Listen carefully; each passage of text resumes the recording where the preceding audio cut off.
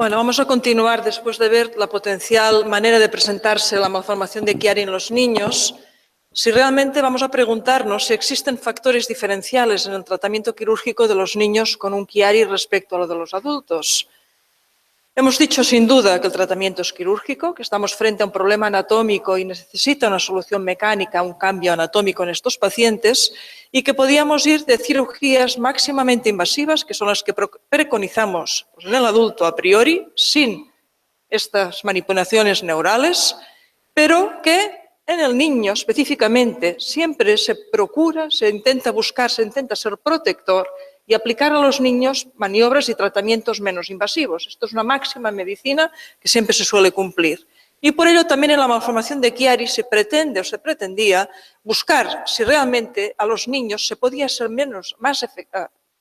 igualmente efectivo con maniobras menos invasivas. De aquí que precisamente fueran los niños, children, en los cuales se intentara buscar una solución endoscópica, que es el procedimiento menos invasivo que podemos aplicar en este tipo de técnicas quirúrgicas. Pero hemos dicho que en el adulto lo que hay que hacer es una reconstrucción de fosa posterior, lo mismo que hay que hacer en el niño. Y que esta reconstrucción de fosa posterior va a implicar una resección ósea importante, a nuestro criterio, con una amplia apertura del foramen magnum, la resección del arco posterior de C1 y la apertura de la dura madre, respetando, si podemos, las estructuras neurales y colocando una muy amplia plastia dural con esta posición. Pero es evidente que cuando te introduces en el ámbito pediátrico, lo primero que te dicen cuando vienes del ámbito del adulto, como era mi caso, es que, bueno, vamos a ver, es que esto os lo miráis diferente, porque los niños no simplemente son adultos pequeños. Esta frase, que la he oído tantas veces, que hasta me molestan los ojos y en los oídos cuando la oigo, ¿no? Bueno, y te intentan decir aquello de, claro, son diferentes, y es cierto, son diferentes los niños respecto a los adultos. Hay una serie de fenómenos anatomofisiológicos que van a ser distintos. Los niños van a requerir situaciones específicas, tienen un metabolismo mucho más activo, mucho más acelerado, se están desarrollando, tienen una serie de capacidades que están incrementándose y pueden tener unos tejidos que pueden ser más elásticos o más plásticos. Y esto nos dice si realmente, y esto es lo que ha llevado mucho neurocirujano pediátrico, a tratar a los niños de una forma menos invasiva. Y la primera maniobra que han intentado no hacer es abrir la dura madre, precisamente. Y esto ha sido motivo de controversia muy importante en la literatura. ¿Qué es lo mejor hacer en los enfermos con Chiari, especialmente si son niños? ¿Abrir o no abrir la dura madre? ¿No? Hay que tener en cuenta que si nosotros abrimos la dura madre de una persona, es decir, que si nos hacemos un acto quirúrgico más allá del hueso, hay más posibilidades de que tengamos una fístula de líquido cefalorraquídeo, porque hemos violado el espacio en el cual existe una circulación de líquido cefalorraquídeo. Es más frecuente que pueda existir un mielomeningocele, que se nos hinche la herida en el posoperatorio. También hay menos riesgo de hemorragias y de lesiones neurológicas, dado que no habremos entrado dentro del sistema neurológico. También es menos frecuente la meningitis porque no habremos entrado y decían algunos autores que habría menos posibilidades de hidrocefalia o caídas del cerebelo en el posoperatorio. Y en cambio, no abrir la dura, además, favorece, el tiempo quirúrgico es más corto, la cirugía termina más pronto, es más barata porque no utilizamos plastias ni sellantes que nos ayuden a sellar aquella cirugía, una menor fístula de líquido, por tanto, menos días de estancia hospitalaria, menos complicaciones, una recuperación quirúrgica mucho más rápida y, en forma global, un procedimiento menos agresivo, a priori más económico. ¿No? Entonces, esta es la filosofía que durante muchos años se ha vivido en el ámbito pediátrico. Vamos a buscar cosas más simples para los niños, ¿no? Y viendo todo lo que acabamos de decir, a esta controversia, dura madre abierta o cerrada, seguro que todos ustedes contestarían, dura madre cerrada, obviamente, ¿no? Resulta que hay menos complicaciones, es más sencillo, es más barato. Bien, vamos a ver lo que nos dice la literatura. La literatura nos dice, por una parte, que hay una falta de claridad, que no está claro, y que, además, en muchos niños, abrir solamente la parte ósea y dejar la dura madre cerrada puede ser suficiente. Y estos autores hacen que lo decida la familia, con todo lo controvertido que esto puede ser, ¿no? Bien, Pero ¿qué hay que tener también en cuenta? Pues que otros autores dicen, bueno, vamos a ver, hagamos un paso intermedio. No abramos la dura madre, pero debilitémosla. Hagamos que esta dura madre pues, sea más débil porque la vamos a escoriar o la vamos a laminar para ver si esto es suficiente, es más efectivo que dejarla completamente cerrada y es suficiente para el niño. Esto forma parte de aquellas técnicas menos invasivas que hemos visto en la mañana, porque además hay una menor apertura ósea y algunos autores retiran la capa externa de la dura madre, mientras que otros se dedican a hacer escoriaciones, laminaciones de esta parte, es decir, la traumatizan sin llegarla a abrir para que esta dura madre se vuelva más débil.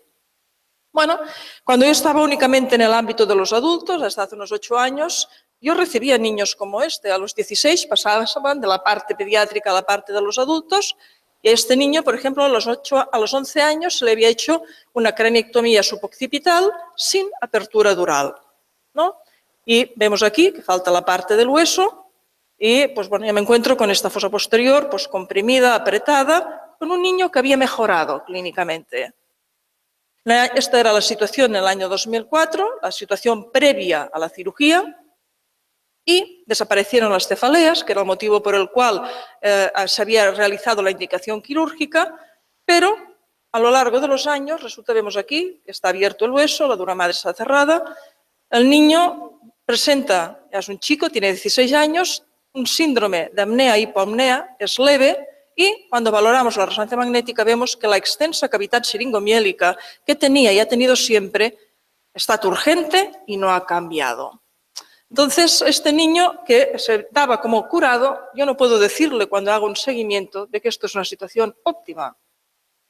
Bueno, y esto sigo encontrármelo ahora en el ámbito pediátrico. A veces me encuentro con niños que llegan a nuestro servicio que han sido operados sin abrir la dura madre y con esta situación que de ninguna forma yo puedo decir que este niño está curado, que esta situación sea óptima. La fosa posterior continúa llena, no hay circulación de líquido cefalorraquídeo y la cavidad siringomiélica es altísima y muy turgente, ¿no? Entonces, ¿qué vamos a decir? Es cierto, no son niños pequeños y realmente hay algunos aspectos diferenciales, pero yo les voy a decir que otros no, en otros no. Y en ellos hay que tener en cuenta que si nosotros lo primero que deberíamos analizar es cómo es la dura madre, qué características tiene y qué funciones, para poder decidir qué hacemos en este paso concreto de la cirugía. La dura madre tiene una protección mecánica, son las envueltas que nos envuelven al cerebro, al encéfalo, además separan estructuras, la supratentorial de lo que es la fosa posterior y dan soporte a los senos venosos. Necesitamos obviamente la dura madre. Si la miramos a nivel de microscopía, sabemos que tiene un predominio de fibras de colágeno con muy poco contenido de elastina. Esto es importante para lo que veremos después. Hay una disposición cráneo-caudal y hay una posición de la dura madre en 2 capas. Realmente hay 2 capas, podríamos incluso crear un espacio virtual entre estas 2 capas de la dura madre. Bueno, resulta también que cuando se hacen trabajos experimentales, lo que sí se ha demostrado claramente es que la dura madre tiene una capacidad de regenerar el hueso muy importante, mucho más importante que el pericráneo, que se creía que antes era el máximo inductor de la osificación. Es decir, cuando un niño es pequeño y su cráneo se desarrolla, necesita el pericráneo y necesita la dura madre para acabar de hacer un cierre craneal correcto. Y además, es un elemento generador de hueso muy potente, sobre todo, en este estudio se demuestra, en los animales inmaduros respecto a los maduros. Es decir, sería mucho más importante en el niño, que es un animal inmaduro, que respecto al adulto, que somos animales maduros, en teoría. Si nosotros miramos la parte de la osteogénesis de este artículo, vemos cómo se generan nodos óseos muy cercanos en el interior de la dura madre. Realmente en un niño, cuando hacemos una craniectomía y retiramos una parte de hueso, a veces en 3 meses la podemos ver que se ha vuelto a generar. Y esto explica el por qué. Vemos que aquí, dentro de sus peculiaridades, es que contiene precursores osteogénicos, es decir, que dan lugar a hueso junto a otras células en esta composición de la dura madre.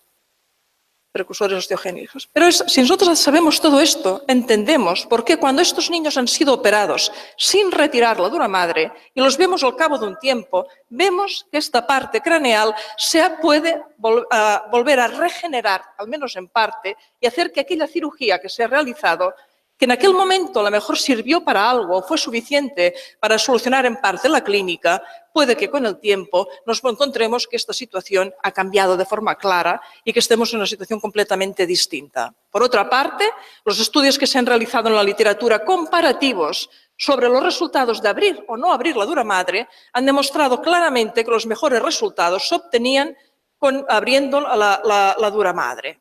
Esto lo hemos tenido, estos son estudios nacionales, otros son internacionales, hay un gran número de estudios a este respecto y todos ellos nos dicen que los máximos resultados se obtienen con la dura madre abierta, a pesar de que algunos autores consideran que en algún caso podría ser suficiente no hacerlo y que tal vez esto podría ser útil en algún caso muy concreto.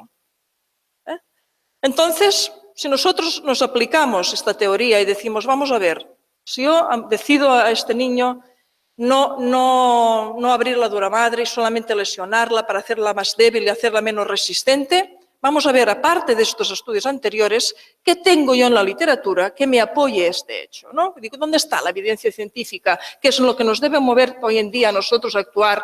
Es decir, actuar y trabajar con técnicas que han sido demostradas desde el punto de vista válido. Este es un estudio muy curioso en el cual realizaron los autores un análisis de histología y de biomecánica en fragmentos de la dura madre que habían sido sin estar manipulados y manipulados.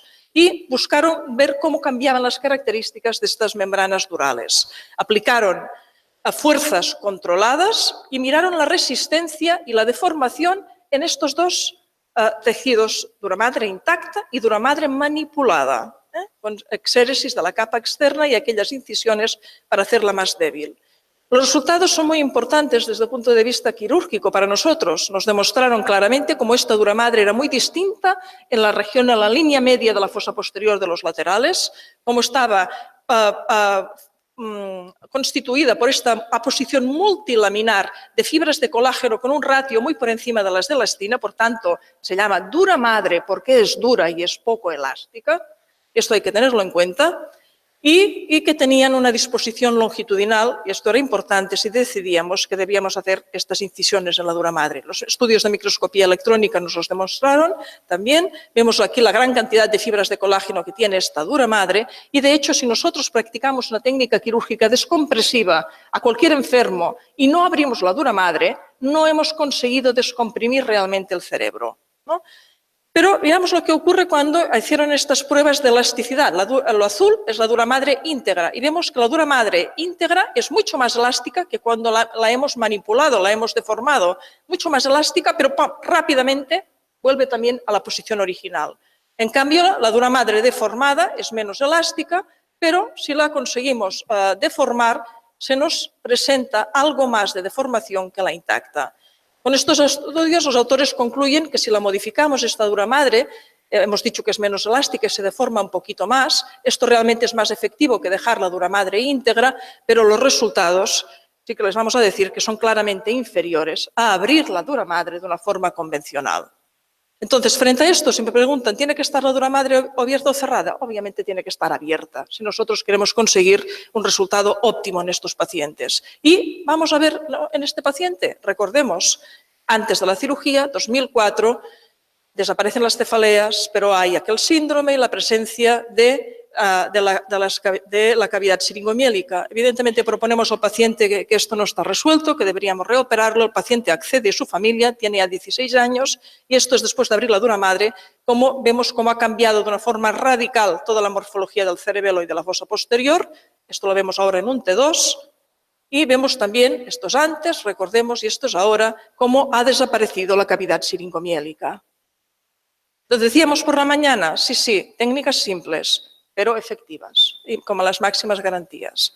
A mí me gustaría ahora presentarles un caso clínico de un niño que ya les ha introducido antes la doctora Boronat, que es un niño muy curioso que nos enseñó muchas cosas a nosotros y que después cuando buscamos en la literatura encontramos que había en algunos casos que estaban descritos y que a veces hay que dar un valor distinto también al niño, sobre todo cuando el niño no se expresa. Vimos a este niño, la historia empieza en el 2008. Tenía 2 años de edad, había nacido en el 2006 y estaba diagnosticado de un trastorno del espectro autista. Esto en el contexto familiar en el que la madre es una profesora, en lo cual están muy acostumbrados a la docencia, se dedican a estos casos y ellos tienen asumido que el niño tiene un trastorno del espectro autista porque se comporta como tal. Y este niño pues lo llevan a urgencias en múltiples ocasiones porque llora, se toca la cabeza. La familia cree que son cefaleas, pero no los acaban de creer, piensan que es una madre que está mediatizada por su situación de profesora, que el niño es un autista y el niño con autismo hace estereotipias. No hay otros antecedentes de interés, no tiene lenguaje, son casi 2 años, hay estos automatismos que son conocidos y autolesivos desde los 18 meses de vida sin ningún otro hallazgo neurológico. Esta es la resonancia magnética de este niño. Hay un Chiari-1, de los que es cierto que no es muy aparatoso, y durante un tiempo a este niño le dicen pues, que aquí no hay que hacer nada. El Chiari-1 es que el niño es autista y que lo que le está ocurriendo es que tiene unas manifestaciones del autismo, pero no de esta pequeña ectopia amigdalar, que esto se debería considerar como normal. No hay hidrocefalia, el niño no tiene siringomielia. Esto es un estudio de dinámica en el que vemos que realmente hay una dificultad de paso del líquido cefalorraquídeo por detrás de las amígdalas del cerebelo y finalmente, pues bueno, nosotros decidimos estudiarlo y realizamos toda la batería que les hemos enseñado esta mañana. La polisomnografía era normal, todos los potenciales evocados eran normales, un estudio electroencefalográfico, es un estudio que realizamos conjuntamente con neurología pediátrica, incluso también una audiometría. Obviamente hay que hacerlo cuando no hay lenguaje y cuando hay un niño que parece autista y que puede ser simplemente que haya una sordera y que el niño pues estemos mal diagnosticando una situación. 2009.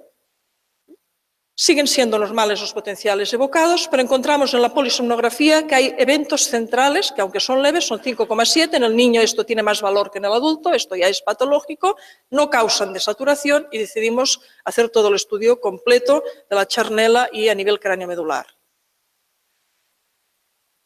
Esta es la situación, no había cambiado de forma significativa, pero lo que fue decisivo a la hora de ver este niño es el vídeo que nos enseñaron la madre, vídeos que obviamente tenemos permiso para reproducir y que ellos, dado que nadie les creía y que ya no sabían qué hacer con este niño, decidieron grabarlo para traerlo y enseñárnoslo, ¿no?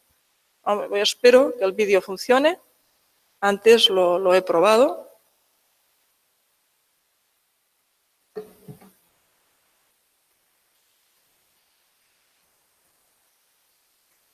Y si no, lo vamos a intentar buscar aquí. Vamos a ver si en este formato se ve.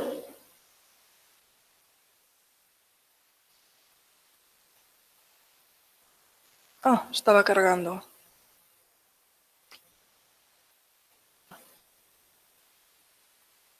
Me han asegurado que el audio funcionaba, ¿eh?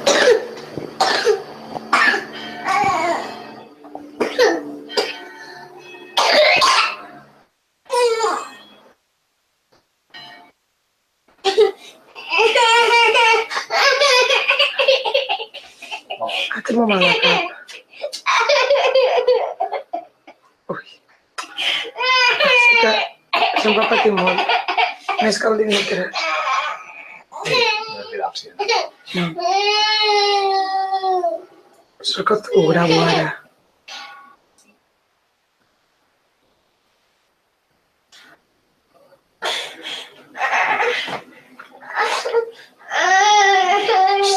Alai? No. Em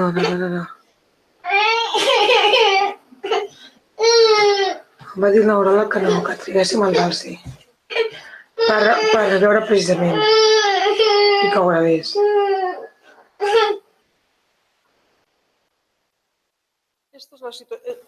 Si nos acordamos, esta mañana he presentado un artículo en el que decíamos que en los niños a veces la presentación clínica es atípica y que incluso pues, había casos en los cuales se había demostrado por un llanto que no se podía controlar y que no se resolvía, que no había ninguna situación que lo podía explicar.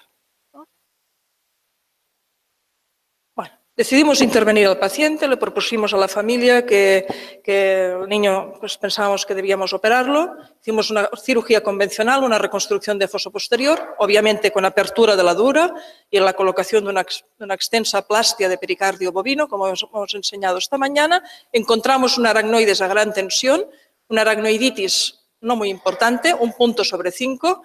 La abrimos de forma completa, pero no manipulamos lo que eran las amígdalas. Este es el TAC inicial del día siguiente que les he explicado esta mañana a la doctora Vázquez para constatar que no habían complicaciones, solo sirve para esto, es un TAC de baja radiación y esta es la resonancia de control en la cual pues, vemos que la fosa posterior está completamente descomprimida, el cerebelo no tiene tensión y se apoya sobre este cojín nuevo de líquido cefalorraquídeo. Tuvimos en el posoperatorio problemas, algunos de ustedes los han tenido también, de tener inicialmente un acúmulo de líquido en la herida, de tener a veces fiebre, procesos que a veces, en este caso, hay que analizar muchas veces el líquido cefalorraquídeo para descartar una infección.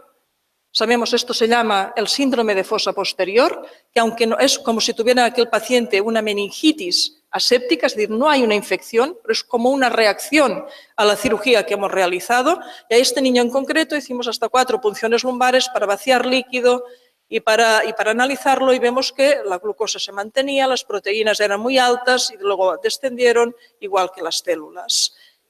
En este caso lo que observamos también es que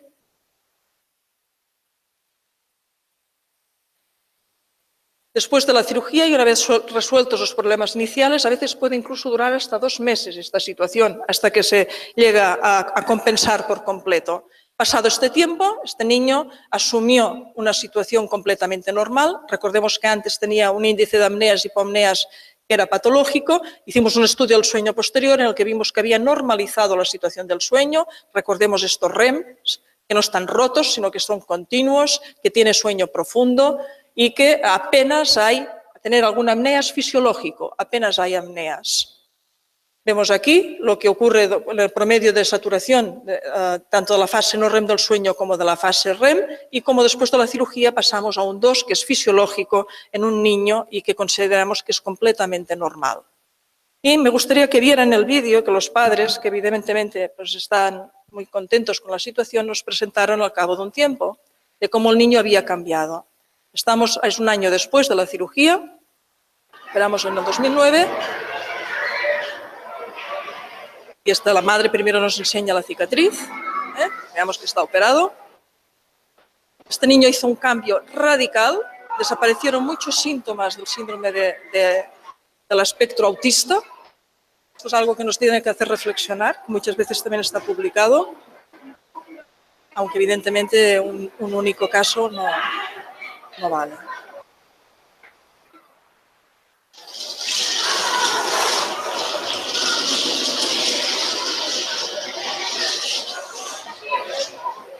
Què has fet, Eloi?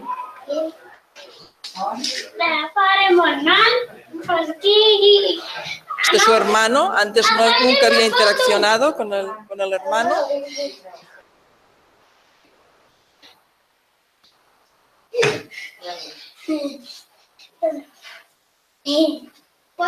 Què fas, Eloi? Una casa, no veus la cara de Pau, trepitjant.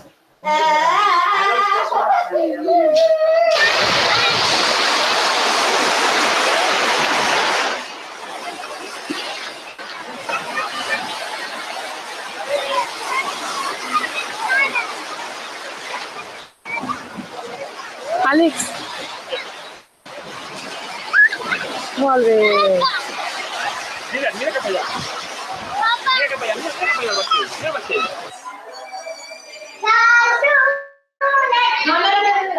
Sí.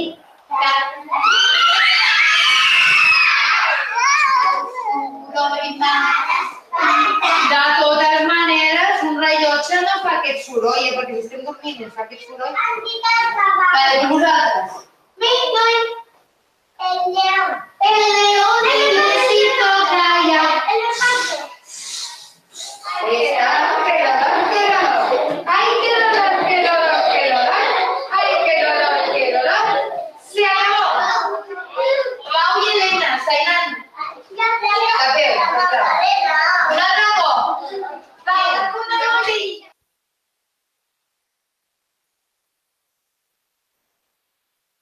suficiente.